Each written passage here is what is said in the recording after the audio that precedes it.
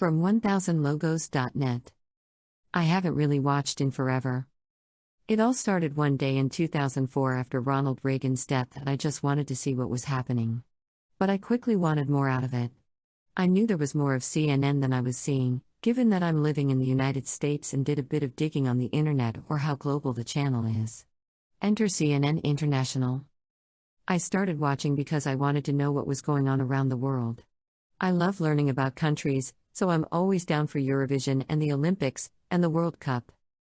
I ended up tuning into CNN International religiously, even when we got hit with 4 hurricanes that year, because of the news happening all over the world, but also because the anchors and reporters were top-notch. I'm one of those people, lol. I stopped watching in 2005 and didn't get back to it until one day in 2009 when I was flipping through the channel at the end of my day in college, and I saw that my local cable provider had added it in 3 days earlier. So, again, I started watching religiously. During that time, greed took over on their part.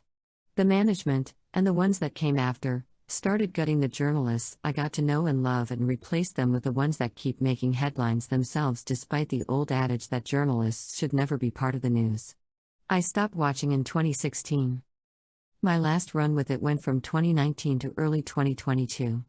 It had carried me through the pandemic, but I also saw that the most meaningful shows only came on in the middle of the night, morning hours, and afternoon my time. The US primetime lineup is exactly the same as the main CNN primetime lineup. They had this for 10 years now, and I just couldn't do it anymore. Plus, it's hard to find the channel when you cut the cord. So why am I bringing this up? 1. I wanted to be a journalist. I love writing, but at the time, I didn't feel like I would want to pursue the career. I always admired them, sometimes much more than most people.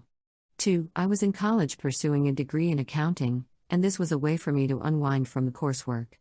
3. I got to meet other CNNI fans all over the world at the height of it between 2009 and 2011, and I felt like I have a solid network, and I still follow them on social media to this day, even if we've gone on to other things.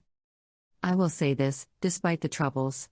The journalists at CNN are real and credible, and nothing in this world will convince me otherwise. However, the greed from both management and some of the anchors had taken over, and while the new boss is trying to clean up the act, I don't think it'll be enough to get this longtime fan to come back. So, in short, I have moved on to getting news mainly from local sources and some independent news outlets, and no, don't take anything at face value, no matter who is saying it.